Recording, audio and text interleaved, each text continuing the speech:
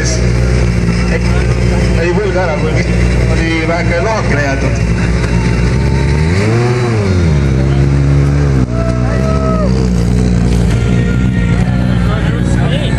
Võõra talveralli 2010 absoluutarvestuse 3. ja Henry koht Egon Kaur, Erik Lemmitson.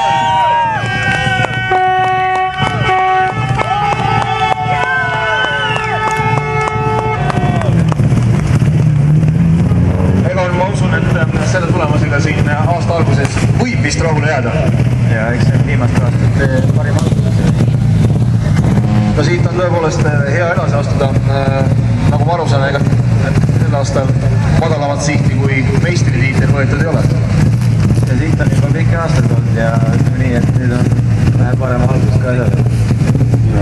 Viimased 3 aastat ei ole lihtsalt samamoodi olemas. Kuidas seda tänase päeva konkurentsi siin Võru talverallil hindab? Ütleme, et Oti tempos on ikka väga raske püsida, aga muide ikka tundub, et mehed pressisid, sest mehed ka käisid hangedes. Aitäh sulle! Egon Kaur, Erik Lemmitson.